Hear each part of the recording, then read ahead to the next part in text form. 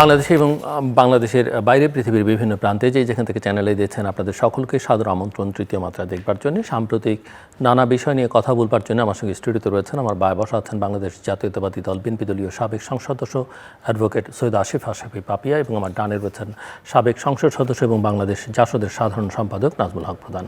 স্বাগত আপনাদের দুজনকে তৃতীয় মাত্রায়। দীর্ঘদিন পরে বাংলাদেশে প্র্যাকটিক্যালি একটা নির্বাচন এবং নির্বাচন আর পরে নতুন সংসদ, নতুন মন্ত্রিসভা, নতুন প্রধানমন্ত্রী, যাদের প্রায় সবাই নতুন প্রথমবারের মতো। সো যাত্রাটা কেমন হলো বলে মনে হয় এবং চ্যালেঞ্জেসও অনেক, বিশেষ করে বাংলাদেশের রাজনীতিতে একটা 24-এর অভ্যুত্থানের পরে ইন্টেরিয়াম গভর্নমেন্ট এবং তারপরে যেটা নির্বাচনের ফলাফল সব মিলিয়ে একটা নতুন রাজনৈতিক বাস্তবতার মধ্যে বাংলাদেশ প্রবেশ করেছে, যেটা অনেকের কাছে ঠিক অভাবনীয় ছিল, কিন্তু এই বাস্তবতার এবং সেটাও হয়তো একটা বড় চ্যালেঞ্জিং বিষয় হয়ে দাঁড়াতে পারে ক্ষমতাসীনদের জন্য। So advocate Syed Asif. এখানে হচ্ছে কি প্রথম চ্যালেঞ্জ সেটা হচ্ছে বাংলাদেশের জাতীয়তাবাদী দলের সবচেয়ে বড় দুর্ভাগ্য হচ্ছে যে বিএনপি যখন বিরোধী দলে থাকে এমন অরাজনৈতিক এবং জঘন্য আচরণ সম্পন্ন একটা সরকারি দল পায় যে তাদের সাথে কোনো গণতন্ত্রের কথাই চলে না। আবার বিএনপি যখন সরকারি দলে ছিল বিগত দিনে এমন একটা বিরোধী দল ছিল যাকে মানে কোনো নিয়ম কানুন শৃঙ্খলা আদব কায়দার ভিতরে ফেলা যায় না। তো একই রকম দুর্ভাগ্য যে এমন একজন বিরোধী দল, এমন একটা দল হলো বাংলাদেশে যেই দলটার অতীত থেকে শুরু করে বর্তমান এবং ভবিষ্যৎ তো বলে দিবে বর্তমানের উপরই প্রত্যেকটা জিনিস হচ্ছে তাদের বাংলাদেশের জনগণ, বাংলাদেশের কালচার, বাংলাদেশের মতামত, বাংলাদেশের কৃষ্টি, বাংলাদেশের সংস্কৃতি এবং বাংলাদেশের রাজনৈতিক আদব যে আছে এটা বহির্ভূত একটা আচরণ। আর সবচেয়ে বড় কথা হচ্ছে লেবাস, যে মুখের লেবাস, আচরণ, মুখের লেবাস, পোশাকের লেবাস একরকম, আর আভ্যন্তরীণ লেবাসটা হচ্ছে এত উগ্র, এত নগ্ন, এত নোংরা, যেটার সাথে বাংলাদেশের সভ্যতার একটা বিপক্ষে অবস্থান। যদি আপনি বলেন কেমন, যেমন আমি টকশো করলাম, আমি রাজনৈতিক সমালোচনা করলাম, কমন্সে যে দেখবেন আপনি যে ল্যাঙ্গুয়েজগুলো ইউজ করে এটা একবারে দিনমজুরের ছেলে পর্যন্ত ইউজ করে না। একটা অশিক্ষিত অজ্ঞ হিরোইনখোর, নেশাখোর মানুষ পর্যন্ত ওই ল্যাঙ্গুয়েজগুলো ইউজ করে না। যেই ল্যাঙ্গুয়েজগুলো তাদের বিপক্ষে এতটুকু গেলে যেভাবে কমান্ডসে তারা ইউজ করে, এটা হচ্ছে এক নম্বর সমস্যা। দ্বিতীয় হচ্ছে বাংলাদেশের অর্থনীতিবিদ ইউনূস সাহেব অর্থনীতিতে সফল এটা আমি বলতে পারলাম না এই 1.5 বছর তার শাসনামলে, কারণ অর্থনীতি যে পরিমাণ খারাপ ছিল উনি আরও 2 মাত্রা খারাপ করে গেছেন। স্বাভাবিক কারণে এই একটা ভঙ্গুর অর্থনীতি নিয়ে এই বাংলাদেশের নাবিশ্বাস চাহিদা এবং 15 বছর যে অবকাঠামোগত বলেন, সাংস্কৃতিক বলেন, মানসিক বলেন, আইন শৃঙ্খলা বলেন, মানুষের চাহিদা প্রত্যাশার যে ব্যাপক একটা আকার, এই ভঙ্গুর অর্থনীতি নিয়ে এটা আমাদের জন্য অবশ্যই একটা বড় চ্যালেঞ্জ। আর তৃতীয় যে বিষয়টা হচ্ছে সেটা হচ্ছে শৃঙ্খলা। এখানে সরকার একটা সুসংগঠিত সরকার, তার সরকারের চেয়ে শক্তিশালী হতে হবে তার রাজনৈতিক সংগঠনকে, এবং তার রাজনৈতিক সংগঠন সরকারের যত বেশি শক্তিশালী, যত বেশি অনেস্ট, যত বেশি ডেভোটেড, সরকারের লংজিভিটিটা তত বেশি বৃদ্ধি পাবে। তাহলে এই 3টা চ্যালেঞ্জ তো আছেই।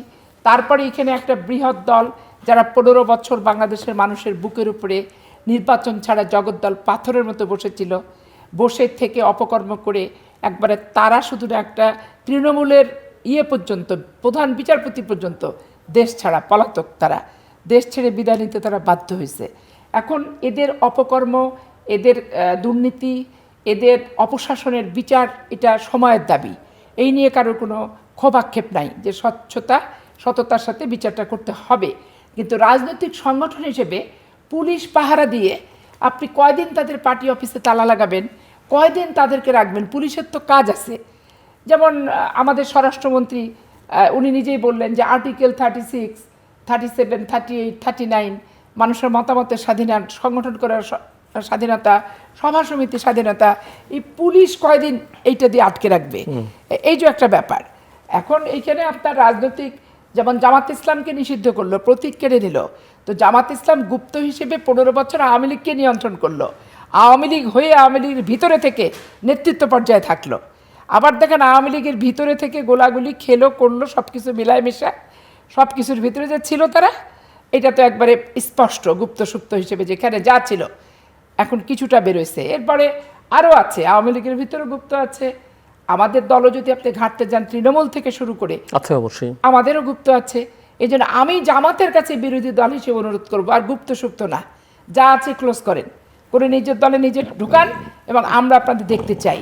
পোস্ট থাকবে বিএনপির, ভোট করবে দাঁড়িপাল্লার, বিএনপির বলবে আমি সমর্থক, আর হচ্ছে ভোট দিবে দাঁড়িপাল্লায়, বলবে আমি মুক্তিযোদ্ধা সপক্ষ শক্তির নৌকা হব, আর টাকার বিনিময়ে যে দাঁড়িপাল্লাতে উঠে যাব, এগুলো তো কন্ট্রাডিকশন।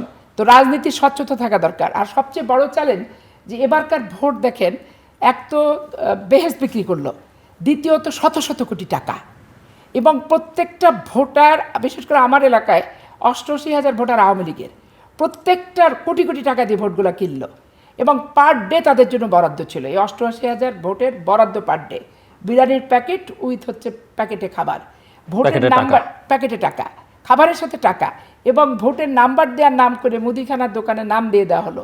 ফার্মের মুরগি কোথায় পাওয়া যাবে সেটা পর্যন্ত খাঁচাকে খাঁচা, প্রশাসনের সামনে বিলি।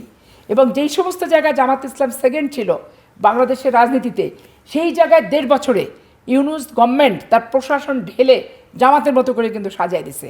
এবং ওই সমস্ত জায়গায় 2008-এর মতো একদম ফরম্যাটে নির্বাচন হয়েছে। এখানে আপনি চাঁপাইনবাবগঞ্জ জেলা ধরতে পারেন, সাতক্ষীরা জেলা, কুষ্টিয়া, চুয়াডাঙ্গা, সবচেয়ে দুঃখজনক হচ্ছে রংপুর আর কুড়িগ্রামের। ওইখানে হয় ফার্স্ট আওয়ামী লীগ, নয় জাতীয় পার্টি, থার্ড হচ্ছে বিএনপি, জামাত হচ্ছে ফোর্থ, ফার্স্ট আর সেকেন্ড মিলে ফোর্থকে ভোট দিল, এবং ফোর্থ দেখেন ওখানে বিজয়ী, যেখানে 5,000, 7,000, 10,000 বেশি ফোর্থের ভোট নাই। তাহলে এই যে তুগলুকি ঘটনা, জামাতকে যেখানে ফার্স্ট দেখাচ্ছে, তো কাস্টিং 80-88, আর বিএনপিকে যেখানে পাস দেখাচ্ছে কাস্টিং হচ্ছে 50% ভোট, এরকম করে দেখাচ্ছে। তারপরে প্রশাসনিক, আমার চাঁপাইনবাবগঞ্জে ডিসি নিয়ে গেল, ধরেন সে 12 মাস 14 মাস কাজ করলো, 15 দিনের জন্য একটা ডিসি নিল, যখন জানলো যে একে কায়দা করতে পারবে না, জামাতের নেতারা কথাবার্তা বলে রাত 3টার সময় তাকে উইথড্র করলো। যেদিন শেখ হাসিনার মামলার রায় হয়, তো রাত 3টার সময় ডিসি উইথড্র, কি একটা তুগলুকি ঘটনা। তারপরে আপনার থানার ওসি থেকে শুরু করে, আপনার এই যে এগ্রিকালচারের ডিডি থেকে শুরু করে, ওই ডিডির যে বস বিভাগীয়, সে ডিআইজি পর্যন্ত, থানার ওসি পর্যন্ত, ইসলামিক ফাউন্ডেশনের ডিডি পর্যন্ত, খুতবাতে বাধ্যতামূলক দাঁড়িপাল্লার ভোট চাইতে হবে। এখন ধরেন চাঁপাইনবাবগঞ্জ খুব রক্ষণশীল একটা এলাকা, এবং এখানকার মানুষ ধর্মভীরু, এবং মধ্যবিত্ত নিম্ন মানসিকতা মানুষও আছে, মধ্যবিত্ত মানুষ, উচ্চবিত্তের সংখ্যা খুবই কম। শিক্ষিত যারা এলিট, তারা তো আর ওখানে বসবাস করে না, তারা সব ঢাকায় বিভিন্ন হায়ার অফিসিয়ালি পোস্ট পজিশনে থাকে, বিচারপতি, সচিব, এটা ওটা সেটা। কিন্তু এইরকম একটা এই যে বেহেস্তের টিকিট বিক্রি, মানে মনে হচ্ছে মানুষ টিকিট কেনার জন্য জীবন দিতে, যে কিনতে হবে এবার। আর মানুষের ভিতরে একটা ধারণা যে সবাইকে দেখলে আমাদের দেখেন আমরা এবার ক্ষমতায় যাচ্ছি, এই যে এমনভাবে, এবং আমাদের গায়ে, বিএনপির গায়ে ট্যাগ লাগানো যে বিএনপি ভালো না, বিএনপি সহ 111-এ মামলা হয়েছে, আমাদের নামে হয়, ওরা চাঁদাবাজ, ওরা টেম্পু স্ট্যান্ড দখল করে, তারপরে কিসের ফ্যামিলি কার্ড, এগুলো হবে না, এই সমস্ত কথাবার্তা। আরও দুঃখজনক যে প্রত্যেকটা আওয়ামী লীগের ওয়ার্ডে যে অফিসগুলো ছিল, সেই অফিসগুলো তারা 5ই আগস্টের পরে তালা লাগায় ফার্নিচার নিজের বাসায় নিয়ে গেছে, এবং তাদের সাথে চুক্তি করছে যে তোমরা আগে, জামাত নিয়ে গেছে, এবং তারা চুক্তি করছে ওয়ার্ড আওয়ামী লীগের সাথে যে তোমরা আগে ফার্স্ট তোমাদের সেন্টারে হবে, দেন আমি তালা খুলবো, ফার্নিচার দেবো। এবং আমার ঝিলিম ইউনিয়নে, আমনুরা ইউনিয়নে এরকম একটা ওয়ার্ডের এই ঘটনা, পরে ওয়ার্ডের সভাপতি ফোন দিয়ে বলতেছে যে আমাদেরকে বললাম, ওখানে আবার জামাতের যে নির্বাচিত এমপি নুরুল ইসলাম বুলবুল সেদিন বাসায় প্রেজেন্ট, ও যখন বলছে যে ভাই জিতায় তো দিচ্ছি সেন্টারে, এখন আমার তালা চাবি দিয়ে যান, বলে আমার বাসায় এসে নাও, বাসায় নিয়ে যেতে নুরুল ইসলাম বুলবুল ওখানে বসা, এবং প্রকাশ্যে টাকা বিতরণ করছে। ডিসিকে আপনি বলবেন ডিসি নীরব, লাঠি প্রকাশ্যে, বাঁশের লাঠি ধরার পর বুঝলেখা দিয়ে ছেড়ে দিচ্ছে। মানে কি যে তুগলুকি। এবং নির্বাচনটা মনে হচ্ছে যে নিজে একটা পাতানো খেলায় পা দিলাম, আর নিজের জীবনের সবচেয়ে মনে হয় বড় ভুল করলাম ব্যক্তিগতভাবে। নিজেরা এই নির্বাচনটা ব্যক্তিগত একটা নির্বাচন, মানে দলীয় নির্বাচন কি প্রশাসনের নিরপেক্ষতা কি, যে 15 বছর যুদ্ধ করলাম যে একটা নিরপেক্ষ নির্বাচনের জন্য, সেই নিরপেক্ষটা তো বিন্দুমাত্র নাই। এত পক্ষপাতমূলক, এত পরিকল্পিত, এবং পরিকল্পনাটা এত সুসংগঠিত, এত চমৎকার করে তারা পরিকল্পনা করে ভোটটা করলো। এবং প্রিজাইডিংয়ে দেখবেন এখানে চেম্বার আছে, প্রিজাইডিংয়ের চেম্বার 2008-এও কিন্তু ছিল, চাপায় তাই করছে। ভোটার দাঁড়ায় আসছে, ব্যালট পেপার নাই।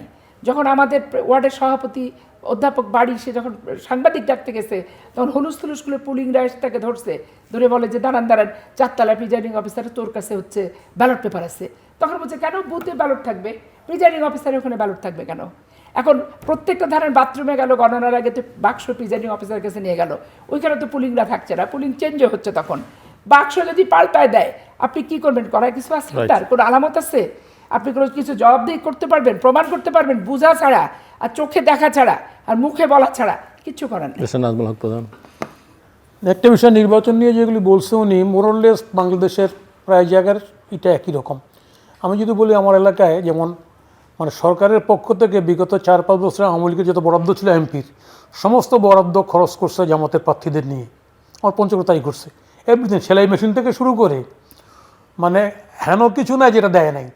4 বছরেরটা 1 বছরের মধ্যে গভর্নমেন্টে যত আছে সব দিয়ে শেষ করে দিছে শেষ করে, বুঝছেন না? এটা হলো একটা। দ্বিতীয় কথা হচ্ছে ভোটের দিন গিয়ে দেখলাম, আমাকে তো ঢুকতেই দিল না একটা জালাশিতে, অন্য একটা আটোয়ারিতে গেলাম, একটা জ্বালাছিলাম। কিছুক্ষণ আগে পাবলিক বলছে আমাকে যে এইখানটা জাল ব্যালট নিয়ে এখানটায় একটা লোককে ধরছে, সেই শাপলা প্রতীক জামাতের লোককে ধরছে, তাকে দেনেন দিয়ে তাকে 3 বছরের জেল, 10,000 টাকা ফাইন করে পাঠিয়ে দিয়েছে। মানে সমস্ত জায়গায় একই রকম একটা প্রচেষ্টা, জাল ভোটের প্রচেষ্টা ছিল এই জায়গায়, এটা অস্বীকার করে লাভ নাই। আমার কাছে মনে হয়েছে যে ভোটটা প্রয়োজন ছিল, আমার দরকার ছিল ভোটটা। তো ভোট করার ক্ষেত্রে ইউনূস সাহেব তার নিজস্ব একটা চিন্তা ভাবনা ছিল, ভোটের মধ্যে ভোট ছিল তার, হ্যাঁ সে ফরম্যাট ছিল তার একটা, এবং সেই ফরম্যাটে উনি ভোটটা করেছেন। তারপর আমি বলবো যে বাংলাদেশে ভোট হয়ে গেছে, এখানটায় 2/3 মেজরিটি বিএনপি পেয়েছে, ওরা জামাত পেয়েছে। এটা জামাতের যে সমস্যাটা এখানটায় বাংলাদেশে, জামাত কখনো বিরোধী দলের কোনো দায়িত্ব পালন করে নাই, সংখ্যা কম হওয়ার বিষয়। জামাত সবসময় স্বর্ণলতার মতো ক্ষমতার উপর ভর করে রাজনীতি করছে, সব অলওয়েজ। জামাতের লোকটা বিরক্ত হয় বললে, হ্যাঁ ওরা এই এখন আইফোন থেকে শুরু করে দেশ স্বাধীনের মতো ব্যান্ডই ছিল, 75 সালের পরে বিএনপির সঙ্গে যোগ সাজস করে রাজনীতি করছে। এবং এমনকি আজকে জামাত বিরোধী রাজনীতি করতে পারে, তার লক্ষণ হচ্ছে যে বলতেছে গভর্নমেন্টকে গিয়ে যে আমাদেরকে ক্ষমতার ভাগ দাও, প্যাকেজ হ্যাঁ চাচ্ছে। তা বিরোধী রাজনীতি করতে ওরা নারাজ, ক্ষমতার ক্রিম খেয়ে অভ্যস্ত হয়ে গেছে, তো বলে বিরোধী রাজনীতি না করলে। এবং মন্ত্রীর মর্যাদায় জামাতের আমির তার পররাষ্ট্র উপদেষ্টাকে মন্ত্রীর মর্যাদায় দিতে বলছেন, এবং আজকে ফরেন মিনিস্ট্রি সেটা ভালো কাজ করেছে, তারা বলছে চিঠি আমরা ফাঁস করে দিব যদি এরকম সকাল বিকেলে কথা বলে। এগুলি করছে। আপনি খেয়াল করে দেখেন যে জামাত যেখানটা বিরোধী দল হবে, এটা মর্যাদাপূর্ণ আসন আছে, বিরোধী দল হবে, এ নিয়ে তাদের কীভাবে বিরোধী দলটা ফাংশন করবে তার কথা বলা না করে উল্টা পাল্টা কাজ করতেছে।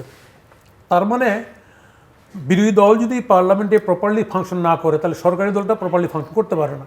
দলের মধ্যে একজন অহমিকা বোধ আসে, আমরাই তো, তাই না? যেটা আওয়ামী লীগের সময় আমি মনে করি বিরোধী দল, জাতীয় পার্টিও যদি ফাংশন করতো, তাই না, তাহলে এই পরিবেশ হতো না, কিন্তু করে না এই ফাংশন। তা আজকে যেটা প্রথম দরকার হচ্ছে বাংলাদেশে, যে বিরোধী দল তার দায়িত্বটা যৌক্তিকভাবে পালন করে। জামাতের যে রোল দেখতেছে এরা, কারণ এরা বিরোধী দল দায়িত্ব পালন করতে পারবে এটা আমি বিশ্বাস করি না। কারণ এই কারণেই যে 18 সালের যে ভোটটা হলো, যে নিশিরাতের ভোট যেটাকে বলি আমরা, আমাদের দলের পক্ষ থেকে প্রথম আমরা বলেছি যে ভোটটা রাত্রেবেলা হয়েছে, সেই ভোটও জামাত তার মার্কানো থাকার পরে কিন্তু বিএনপির কোলে উঠেই কিন্তু রাজনীতি করতে চাইছিল। জামাতের সবসময় ক্ষমতার কোলে উঠে রাজনীতি করার একটা প্রবণতা আছে জামাতের, এবং যার কারণে জামাত প্রপারলি বিরোধী রাজনীতিটা করতে পারবে না, যেটা দরকার। পার্লামেন্টারি পলিটিক্সে বিরোধী দলের রাজনীতি যদি পার্লামেন্টে অ্যাবসেন্ট থাকে, তাহলে সরকারের ট্রান্সপারেন্সি থাকে না, জবাব দিতে থাকে না, এবং না থাকলে একটা হজবরল অবস্থা হয়ে যায়। আমি আশা করছি, আমি মনে করছি, এখনও জামাতের বন্ধুকে বলতে চাই যে যেহেতু পার্লামেন্টে নির্বাচন করেছেন, এটা উল্লেখযোগ্য সংখ্যক আসন আপনাদের আছে, ফলে এইসব বাদ দিয়ে বিরোধী রাজনীতিটা কীভাবে করবেন তার চিন্তাটা করেন, তাহলে দেশের জন্য মঙ্গল হবে, গণতন্ত্রটাও শক্তিশালী হবে, পার্লামেন্টও কার্যকরী হবে। আর যদি না করেন, এখন থেকে যেরকম ক্ষমতার ভাগের জন্য ছুটাছুটি করছেন, আপনারা বিএনপিকে ধর্ণা দিচ্ছেন, এটা বাংলাদেশের এই যে গণতান্ত্রিক রাজনীতিটাকে ক্ষতিগ্রস্ত করবে। ইতিমধ্যেই এমনি নির্বাচনটাকে বিতর্কিত করার জন্য আমার ধারণা ওই জায়গায় উপদেষ্টা রেজওয়ানা যে কথা বলছেন, এটা জামাতের কাছে একটা তুরুপের তাস তুলে দিচ্ছেন, যে তাসটা নিয়ে জামাতকে লাফালাফি করতে, প্রেস কনফারেন্স, বিচার করো, এই করো, সেই করো, তাই না? আসলে জামাতের এটা সাংবিধানিক রাজনীতি করার আকাঙ্ক্ষা জামাতের মধ্যে নেই, যেটা আমরা ইন্টারিম গভর্নমেন্ট লক্ষ্য করেছি। জামাত বারবার তার কৌশল পরিবর্তন করে একটা অন্যরকম সরকার করার দিকে ছুটেছিল, কিন্তু পারে নাই। এখনও জামাত ওই রকম প্রচেষ্টায় আছে, যেটা অগণতান্ত্রিক প্রচেষ্টায় আছে, এটা আমার মনে করি। আমি সেক্ষেত্রে সরকারি দলকে আমি বলতে চাই, সরকারি দল তার দেশ পরিচালনা করার ক্ষেত্রে কনস্টিটিউশনটাকে ভিত্তি ধরে এবং পার্লামেন্টারি ডেমোক্রেসির যে নিয়ম বাংলাদেশ অতীতে যা হয়েছে, আমি তা এখন আর পুনরাবৃত্তি চাই না। তো আমি চাই এই সরকারের সংখ্যাগরিষ্ঠ লোক নূতন আসছে। 146 জন হ্যাঁ, লোক নূতন আসছে। প্রথমবারের সংসদ সদস্য, প্রধানমন্ত্রী সহ। হ্যাঁ, প্রধানমন্ত্রী 146 জন, বিরাট একটা সংখ্যা। তাহলে এই সংখ্যাটা পার্লামেন্টে একটা নূতন দিগন্তের সূচনা করুক। এমনিতে আপনি তো দেখলেন যে প্রধানমন্ত্রী, সরকার, মন্ত্রী পরিষদ বা প্রধানমন্ত্রীর অ্যাপ্রোচ, অ্যাটিচিউড, কি মনে হচ্ছে আপনার কাছে সব মিলিয়ে তাদের কর্মসূচি, সংসদীয় সভা সব মিলিয়ে কি মনে হচ্ছে? সরকারের মন্ত্রীদের কথাবার্তা শুনে টিউনিংটা এখনো সেট হয়নি গভর্নমেন্টে। এটা হওয়া উচিত, যেটা এসেনশিয়াল। মানে গভর্নমেন্ট যেমন আওয়ামী লীগের হঠাৎ ত্রুটি আছে, ওখানটা উপরে যা কয় না ওইটা একদম প্যারিসের মতো একই কয়, বেদ বাক্য, একদম বেদের মতো। তাহলে এখানটায় প্রধানমন্ত্রীর অ্যাপ্রোচটা ইতিমধ্যেই জনগণের কাছে আমার ধারণা প্রসঙ্গিত হয়েছে। প্রধানমন্ত্রী একটা ভালো শাসন চায়, এটা মনে হয়েছে আমার কাছে। এই ভালো শাসন তো চাইলেই তো হবে না, এটার সঙ্গে আরো ট্রান্সমিট করতে হবে অন্যদের মধ্যে। বিভিন্ন জায়গায় এখনো দলগতভাবে কোথাও কোথাও আমরা চোটপাট দেখতেছি, ওই আওয়ামী লীগের মতোই আর কি। হ্যাঁ, অমুকের ধমক, এই করা সেই করা, এগুলো আসতেছে ফেসবুকে। আজকাল তো মিডিয়া ওপেন, মিডিয়া শুধু কোনো পেপার না, আরও সোশ্যাল মিডিয়া আছে। ফলে এই সামগ্রিক বিষয়গুলি সরকার যদি প্রথম থেকে যদি দমন না করতে পারে, তাহলে সরকার বিপদেই পড়বে আমি বিশ্বাস করি। সরকার উচিত হচ্ছে এগুলি কোনো কনসিডার না করা। দলের লোক থাকবে, দলের লোক যাবে, কিন্তু এই কারণে কোনো বদমাইশ তাই না তাকে কি বলা যায় যে দিনের বেলা বহিষ্কার, রাত্রেবেলা ঘরে টানার কোনো দরকার নেই। পরিষ্কার থাকা উচিত সরকারের। দ্বিতীয় বিষয় হচ্ছে বিরোধী দলের ক্ষেত্রে সরকার দৃষ্টিভঙ্গি খুব সচেতন থাকা উচিত।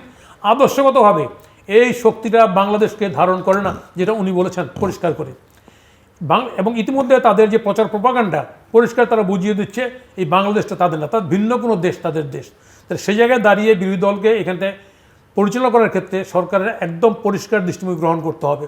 মুক্তিযুদ্ধের প্রশ্নে, অসাম্প্রদায়িক রাজনীতির প্রসঙ্গে, গণতান্ত্রিক রাজনীতির প্রসঙ্গে এবং প্রতিবেশীর সঙ্গে সম্পর্ক প্রশ্নে যদি পরিষ্কার দৃষ্টিভঙ্গি গ্রহণ না করতে পারে, তাহলে সরকার তার শাসন ব্যবস্থা, তার দলটাকে র্যাঙ্ক অ্যান্ড ফাইল একইভাবে রেডি করতে পারে না। যেটা বলেছেন উনি যে বিএনপির মধ্যেই লোক শস্যের মধ্যে ভূত, তাই না? বহু লোক আছে না কমিটিতে বিএনপি, ভোট দেয় জামাতে। এই দীর্ঘদিন একসঙ্গে চলার কারণে এটা হয়ে গেছে। ওই যে কয় না সংঘদোষে লোহা ভাসে। জামাত যদি আওয়ামী লীগের মধ্যে মিশে থাকতে পারে তো বিএনপির সঙ্গে মিশে তো আরো সহজ। এবং সেটাই তারা, সেই চেষ্টাটাই তারা করছে। আইডেন্টিফাই করতে হবে। ওই জন্য বললাম না, তারা এখানটায় হ্যাঁ তাদের কিছু না, তার 71 যুদ্ধবাদের ফাঁসি হয়ে গেছে, বাকিরা কিন্তু এখানটা আমি মনে করি যে মায়ের কোলে থেকেই রাজনীতিটা করছে ধর্মের নাম। অ্যাডভোকেট পাপিয়া, এখানে যে বিষয়টা যে গণপ্রজাতন্ত্রী বাংলাদেশ সরকারের মাননীয় প্রধানমন্ত্রী উনার সম্পর্কে আওয়ামী লীগ যে 15 বছর প্রপাগান্ডা এবং 1/11 যে কনস্পিরেসিটা ছিল, এবং উনাকে ফিজিক্যালি টর্চার, মেন্টাল টর্চার, নির্বাসনে পাঠানো, দুই ভাইকে বেগম খালেদা জিয়াকে নিঃসঙ্গ করে ফেলা, এবং তার পারিবারিক যে টর্চারটা বেগম খালেদা জিয়ার মৃত্যুর আগ পর্যন্ত সহ্য করে যেতে হয়েছে শেখ হাসিনা থাকা অবস্থায়।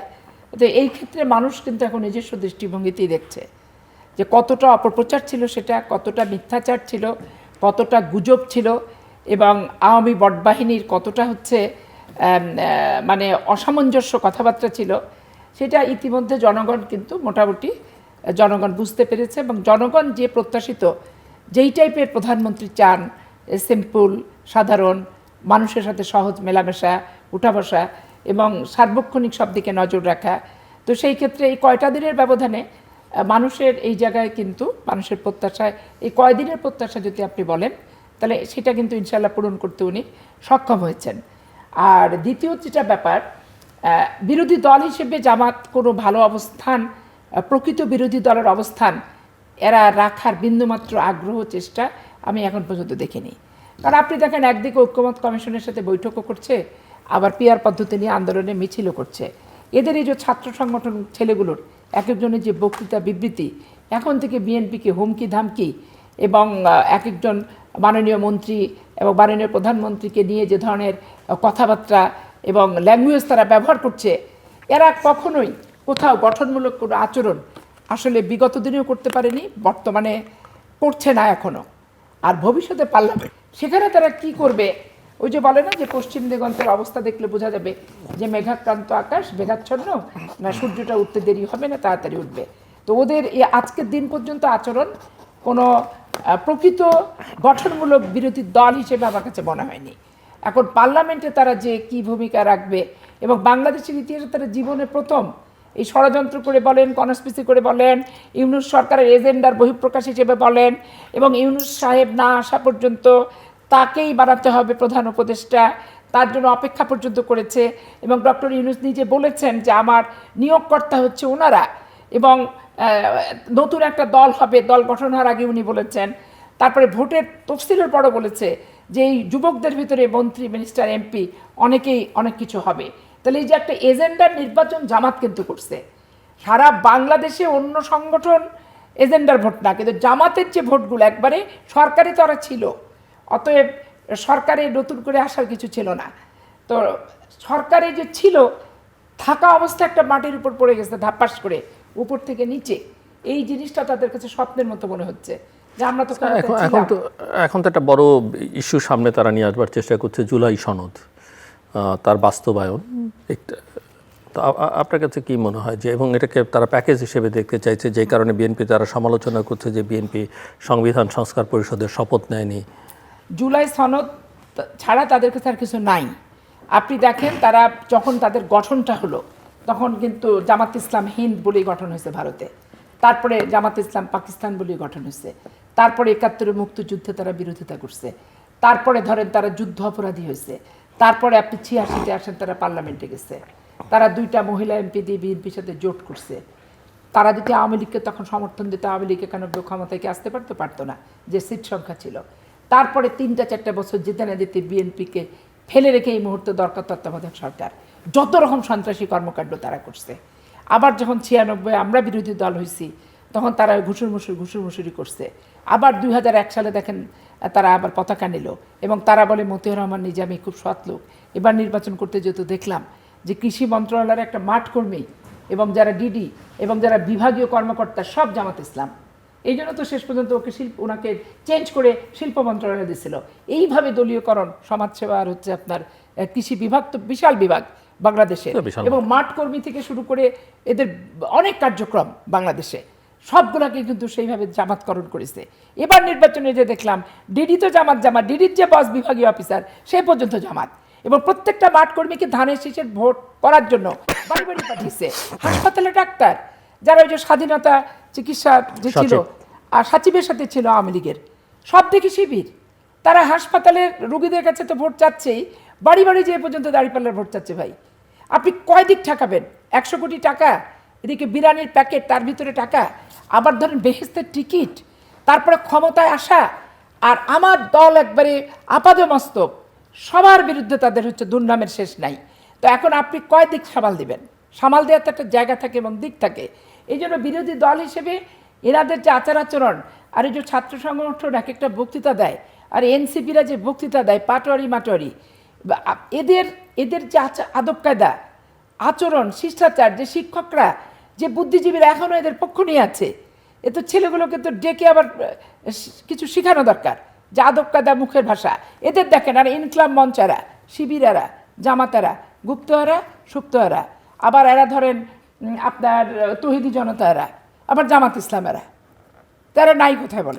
অনেক একটা বিষয় হচ্ছে যেটা সনদ নিয়ে যেটা হচ্ছে, সনদের প্রথম থেকে সনদের সঙ্গে যে বৈঠকটা আমরা আপনারা তো ছিলেন, কন্টিনিউয়াস ছিলাম, আমরা সনদের সই করিনি এই কারণেই, আপনি যে আইনেই করেন না কেন, যে অর্ডিন্যান্সই করেন না কেন, শক্ত না থাকতেন এটা পার্লামেন্টে র্যাটিফাই হবে বা পার্লামেন্টে অ্যাপ্রুভ হবে। কিন্তু প্রথম থেকে যারা এটা এই সনদ নিয়ে যারা মুভ করতেছেন, আলিয়ার শেখ, সনদের বৈঠক শুরু হওয়ার আগে ওনার সঙ্গে সমস্ত দলের সঙ্গে কথা বলছেন। আমরা সেই সময় বলেছি ওনার প্রথম থেকে ওনার রেফারেন্ডাম করতে হবে ওনার, এবং এখানটা কম্পালসারি এগুলি অ্যামেন্ডমেন্ট করতেই হবে, পাস করতেই হবে।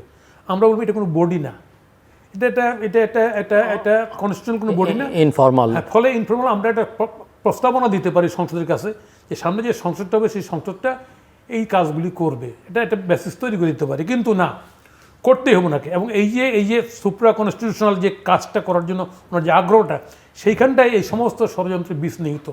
নির্বাচনটাকে ডিলে করানো এবং পার্লামেন্টটাকে প্রেশার করা দিয়ে উনি এই রেফারেন্ডামটা এগুলো নিয়ে আসলেন উনি। আমরা যার কারণে আমরা প্রথম থেকে এটা আমরা সনদে সই করিনি।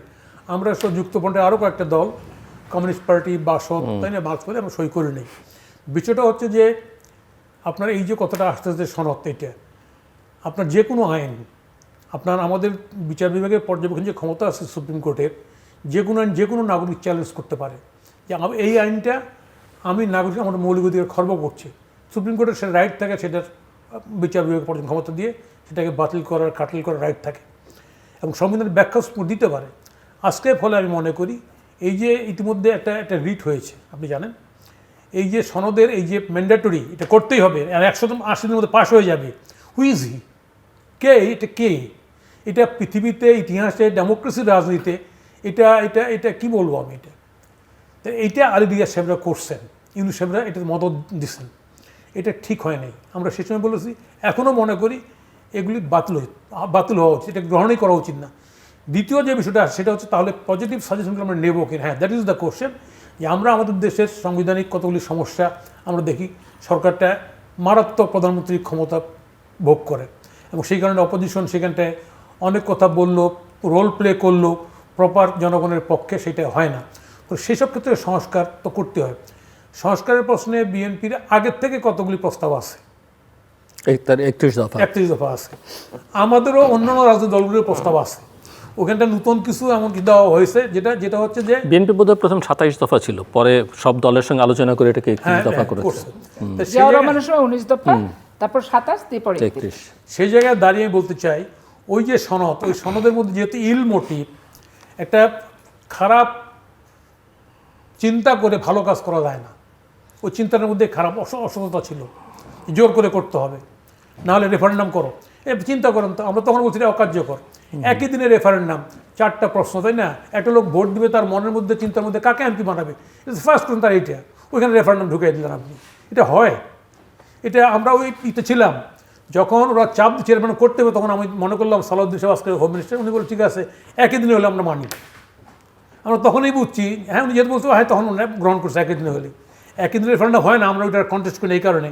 আমরা তখনই বুঝছি যে এটা বিএনপি ঝামেলা কমিয়ে ফেলার জন্য এটা করছে। তা আসলে এইভাবে করে রেফারেন্ডামও হয় না, এইভাবে করে সংস্কারও হয় না। বরঞ্চ আমি মনে করি যে যেহেতু সরকারটা 2/3 মেজরিটি আছে পার্লামেন্টে, সরকার তার সুচিন্তিত মতামত দিয়ে দেশের চাহিদা অনুযায়ী সংস্কারগুলি করবেন, জনগণের আকাঙ্ক্ষাটা বাস্তবায়ন করবে যে হ্যাঁ আমরা একটা পরিবর্তন চাই। সেই পরিবর্তনের আকাঙ্ক্ষা যদি সরকার ধারণ করতে পারে, আমার বিশ্বাস বাংলাদেশে এই সনদের কোনো গুরুত্ব আর থাকবে না।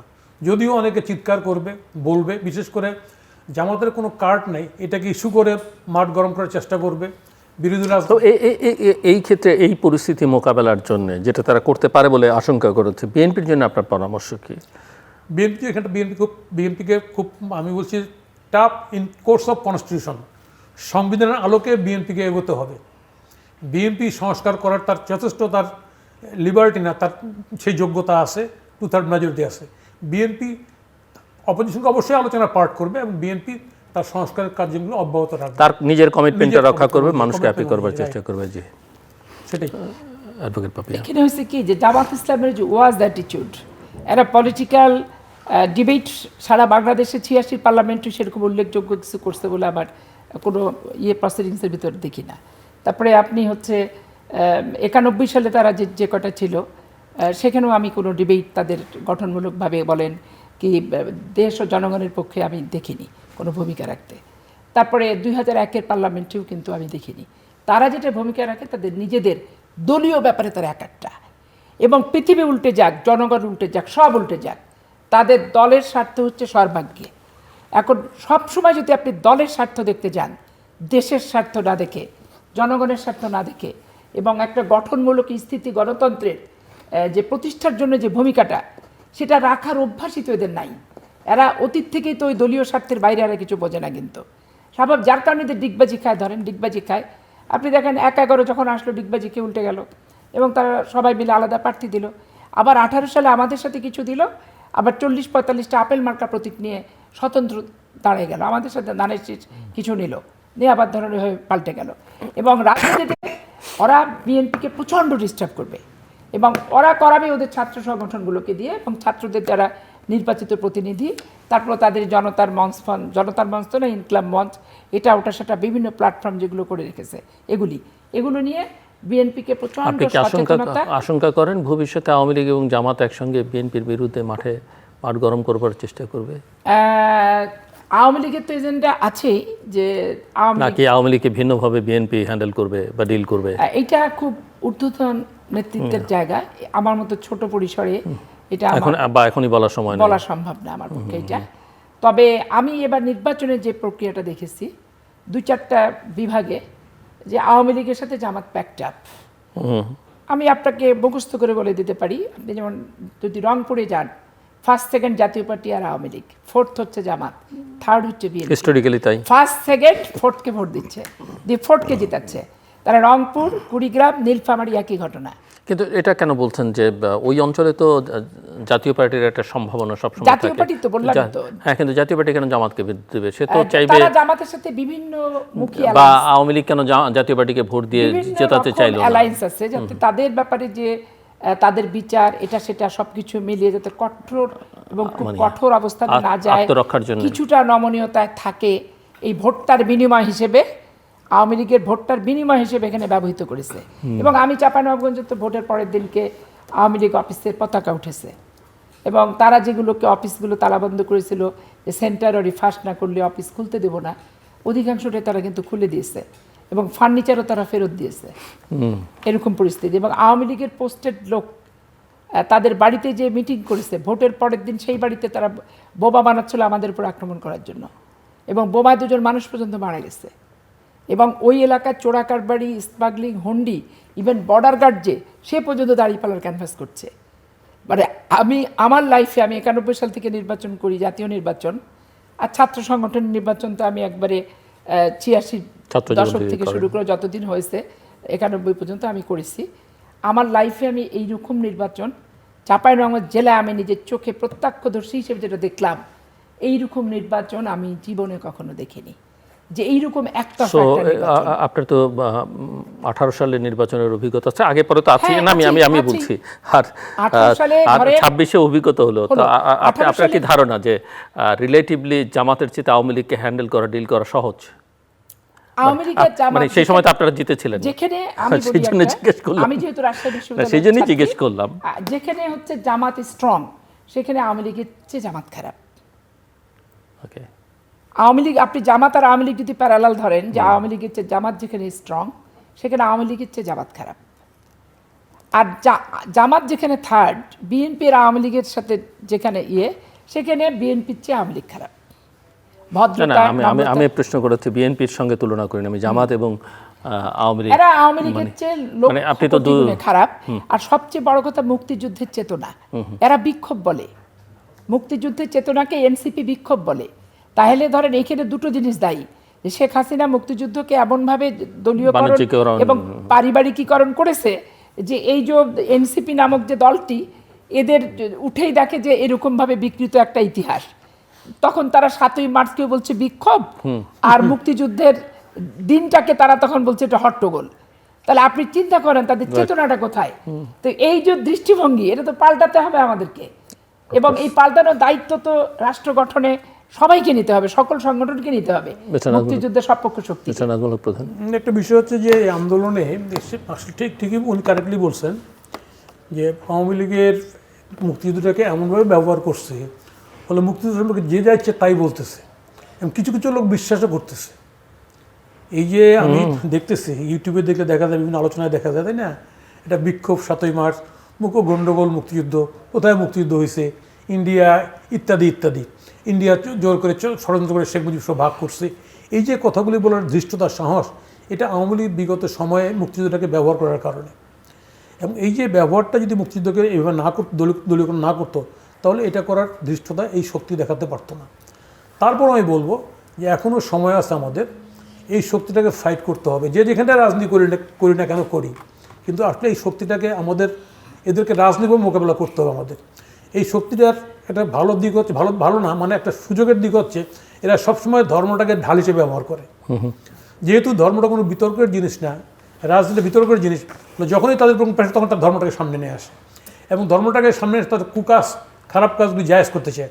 আওয়ামী লীগ যেমন তার খারাপ কুকাজগুলি জায়েজ করতে মুক্তিযুদ্ধকে ব্যবহার করছে, এই শক্তিটা একইভাবে ধর্মকে ব্যবহার করছে। তাহলে এই জায়গার থেকে আজকে আওয়ামী লীগের অভ্যুত্থানের কারণে আওয়ামী লীগের এই মুখোশটা উন্মোচিত হয়ে গেছে, ঠিক এই শক্তিটারও মুখোশটা উন্মোচিত করে দিতে হবে, যে ধর্মটার ব্যবহার থেকে। এবং আমার ধারণা একসময় আজকে যদি বলি আমি, আজকে ইউরোপের রেনেসাঁ মধ্যযুগে যখন চার্চদের শাসন ছিল, এবং ইউরোপের রেনেসার পরে ধর্মটাকে এমন হয়ে গেছে এখানে ধর্মটার কোনো রোল নাই, ইউরোপে এখন কোনো রোল নাই, চার্চদের কোনো রোল নাই। বাংলাদেশে এদের ধর্মটাকে যথেচ্ছ ব্যবহার কারণে, বাংলাদেশে গণজাগরণের কারণে, রেনেসার কারণে এই ঘটনা ঘটে যেতে পারে। এবং ধর্মটা এদের কারণে দুর্বল হয়ে যেতে পারে, যদিও হওয়া উচিত না। কারণ ধর্মটাকে এমনভাবে ব্যবহার করে আপনি দেখবেন সর্বত্রই সব জায়গায়। এবং এই যে মানে আমাদের সামাজিক বিষয়ে, আমাদের পারিবারিক বিষয় থেকে শুরু করে রাজনৈতিক বিষয়ে এইভাবে ধর্মের যথেচ্ছ ব্যাপারটাকে কন্ট্রোল করা উচিত সরকারের পক্ষ থেকে। এটা যদি না করে তাহলে ধর্মটাও অবমাননা হবে, ক্ষতিগ্রস্ত হবে এবং সমাজেরও ক্ষতি হবে, এগুলোর থেকে সমাজ পিছিয়ে যাবে। আজকে আমরা যেহেতু সংখ্যাগরিষ্ঠ মুসলমান, আমরা জানি গোটা বিশ্বে মুসলমান দেশ যেগুলি দাবি করে, তাই না, সেখানেও ধর্মের ব্যবহার এই ফর্মে করে না, নেই। এখন করছে, পাকিস্তান করতে টায়ার্ড হয়ে গেছে, টায়ার্ড হয়ে কারণে জামাত ইসলামের ওই ফর্মে নাই, যদিও তাদের রোল আছে নাই।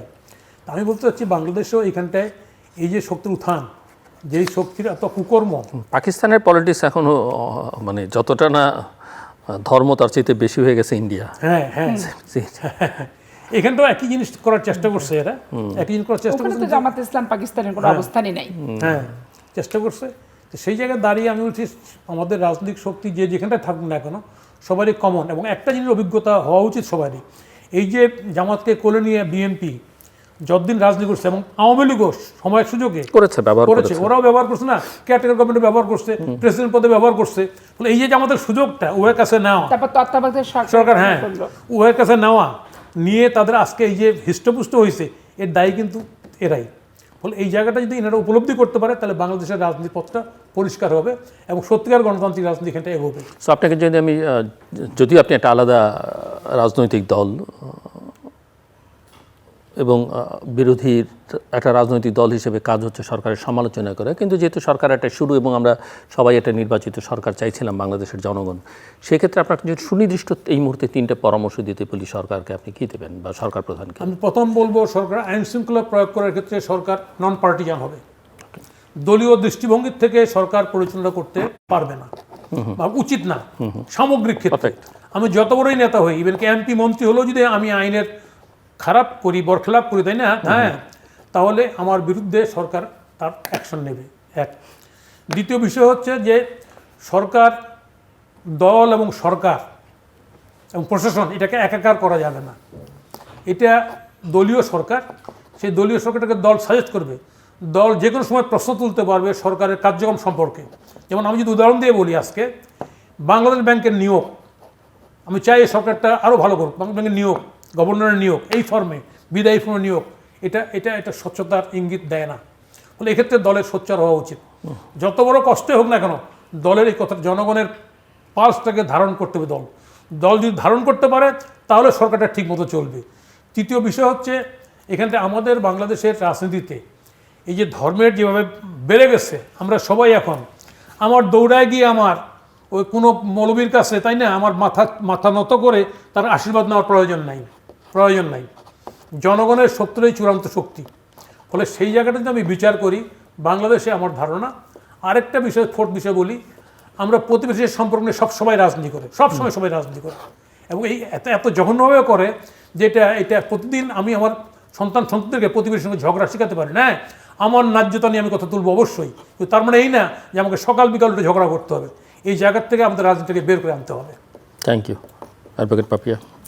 এখানে আমি বলবো যে সরকারের প্রথম আইন শৃঙ্খলা পরিস্থিতি উন্নতি করা আর এবং এটাকে ধরে রাখা, আর দ্বিতীয়টা হচ্ছে দ্রব্যমূল্যের ঊর্ধ্বগতি কোনোভাবেই যাতে না হয়, কোনো সময় কোনো ইস্যুতে কোনো সিজনেই যাতে না হয়। এই মধ্যস্বত্ব ব্যবসায়ী, মধ্যস্বত্বভোগী যারা, তারা সবসময় সিন্ডিকেট ব্যবসা করে এবং করে না কৃষক বেনিফিট হচ্ছে, না ক্রেতা বেনিফিট হচ্ছে, মধ্যস্বত্বভোগী বেনিফিশিয়ারি হচ্ছে। এটা যে কোনো মূল্যে এটা খর্ব করতে হবে। আমি আওয়ামী লীগের সময় সালমান এফ রহমান থেকে শুরু করে, ইসলাম গ্রুপ থেকে শুরু করে বড় বড় ব্যবসায়ীদের পেঁয়াজ, আলু, পটল, ফার্মের মুরগি এগুলো নিয়ে পর্যন্ত তারা সিন্ডিকেট করেছে। এই সিন্ডিকেট পার্মানেন্টলি ভাঙতে হবে এবং এটা করতেই দেওয়া যাবে না। আর তৃতীয়ত বিষয় হচ্ছে চিকিৎসা। দেশনেত্রী বেগম খালেদা জিয়ার জীবনের শেষ চিকিৎসা বাংলাদেশে যদি নিয়ে থাকে, কস্ট কমাতে হবে এবং প্রকৃত চিকিৎসা সাধারণ মানুষ সাথে যায়। এতে আমাদের বৈদেশিক মুদ্রা, বাংলাদেশি মুদ্রা বিদেশে যে যাতে খরচ করতে না হয়, ইন্ডিয়াতে, থাইল্যান্ডে, চায়নাতে, সিঙ্গাপুরে। বাংলাদেশের উন্নত চিকিৎসা ব্যবস্থার মাধ্যমে সাধারণ মানুষ চিকিৎসা পাবে এবং আমরা চিকিৎসা পাবো, সবাই চিকিৎসা পাবো, সাধারণ মানুষ বলে কোনো কথা না। এটা আমাদের দেখতে হবে। আর জামাত ইসলাম ছদ্ম জামাত এই সরকারের ভিতরে লুকিয়ে থেকে সরকারকে কোনো বিব্রতকর পরিস্থিতির সম্মুখীন যাতে হতে না হয়, এই ব্যাপারে সচেষ্ট হতে হবে। এইটা নিজের যদি একবারে জানের চেয়ে জিকিকাদস্ত হয় সেই ব্যাপারে কঠোর হস্তে দমন করতে হবে। আর পাশাপাশি একটা সুসংগঠিত, নিবেদিত, ত্যাগী, পরিশ্রমী, যাদের বিরুদ্ধে কোনো ক্লেম নাই, দুর্নীতির অভিযোগ নাই, 15 মাসেও যেমন নাই, 11-তেও নাই, এইরকমভাবে একটা দল গঠন করতে হবে, যেই দল সরকারের বিরুদ্ধে কেউ আগ্রাসী থাবা দিতে আসলে থাবাটা যাতে সাথে সাথে প্রতিহত করে ওই বিষাক্ত থাবাটা যাতে ভেঙে দিতে পারে। এই হচ্ছে সরকারের প্রস্তুতি এবং করণীয় বিষয়। থ্যাংক ইউ মিস্টার নাজমুল হক প্রধান এবং অ্যাডভোকেট মিস আসিফা শেফি পাপিয়া। দর্শক, আমার দুই অতিথি দুজন সরকার ইতিমধ্যেই তার অঙ্গীকার ব্যক্ত করেছে, কি তারা করবে কি করবে না, সেই জায়গায় কিছু পরামর্শ তাদের দিক থেকে। একজন সরকারি দলের সঙ্গে যুক্ত, আরেকজন বিরোধী। আমি সরকারি বিরোধী এই কারণে বলবো না যে তারা এখনও তাদের পজিশনটা ক্লিয়ার না, বাট তারা নির্বাচন চেয়েছেন, গণতন্ত্র উত্তরণ চেয়েছেন, সরকারের প্রতি এখন পর্যন্ত তাদের সাধুবাদ আছে। কিন্তু আমি বিশ্বাস করি যে বিরোধী একটা রাজনৈতিক দল হিসেবে তার সরকারের ভুল ত্রুটি সেগুলো ধরিয়ে দেবার চেষ্টা করবেন। দুজনে মিলে কতগুলো কথা বলেছেন, তার মধ্যে দুজনে একমত যে দেশের আইনশৃঙ্খলা পরিস্থিতিতে সবচেয়ে বেশি নজর দেওয়া দরকার সরকারের। দল, সরকার এবং রাষ্ট্রকে আলাদা করে দেখতে হবে এবং আলাদা করে ট্রিট করতে হবে। এবং সেই সঙ্গে ধর্মের সঙ্গে যে রাজনীতি বা রাজনীতির সঙ্গে ধর্মের যে সম্পর্ক যেভাবে তুলে আনবার চেষ্টা, এবং বিশেষ করে রাজনীতি এক কথা বলে রাজনীতির ধর্মের ব্যবহারটা বন্ধ করা বা এড়িয়ে যাবার চেষ্টা করতে হবে। প্রতিবেশী দেশের সঙ্গে ওনারা মনে করেন যে সম্পর্কটা, অন্তত মিস্টার প্রধান বলছেন যে সম্পর্কটা র্যাশনাল হতে হবে এবং আসলে রিজনেবলি ডিল করতে হবে। প্রতিবেশী আবেগ দিয়ে এই সম্পর্কটাকে দেখলে হবে না, কারণ প্রতিবেশী দেশটা অনেক বড়, তারা আমাদের চারপাশ জুড়ে আছে এবং তাদের সঙ্গে বৈরিতা দিয়ে আসলে আমরা আমাদের স্বার্থ উদ্ধার করতে পারবো না। আসিফ পাপিয়া বলেছেন যে তার দলটাকে সুসংগঠিত, দলের ত্যাগী, নিবেদিত, সৎ নেতাকর্মীদের দিয়ে দলটাকে সুসংগঠিত করতে হবে এবং একই সঙ্গে দলের ভিতরে গুপ্ত এবং সুপ্ত অবস্থায় থাকা জামাতের নেতাকর্মীদের আইডেন্টিফাই করতে হবে এবং তাদের কাছ থেকে নিজের দলকে সরিয়ে আনতে হবে। দ্রব্যমূল্যের কথা তিনি বলেছেন, এটা সাধারণ মানুষের জীবনকে নিয়মিত স্পর্শ করে, সেই জায়গাটায় মনোযোগ দিতে হবে। তিনি হেলথের কথা বলেছেন যে বাংলাদেশের স্বাস্থ্য ব্যবস্থার অনেক উন্নতি করতে হবে এবং তাদের দুজনের সঙ্গে আমি যোগ করতে চাই যে বাংলাদেশের শিক্ষা ব্যবস্থার দিকেও একটা ভালোভাবে নজর দিতে হবে, কারণ আমাদের শিক্ষার মান ক্রমাগত কমিয়ে ফেলা হয়েছে এবং হয়তো পরিকল্পিতভাবেই সেটাকে ধ্বংসের দিকে নিয়ে যাওয়া হয়েছে। এটাকে পুনরুদ্ধার করতে হবে। আমাদের সঙ্গে থাকবার জন্য অসংখ্য ধন্যবাদ। আপনাদের সবার জন্য শুভকামনা।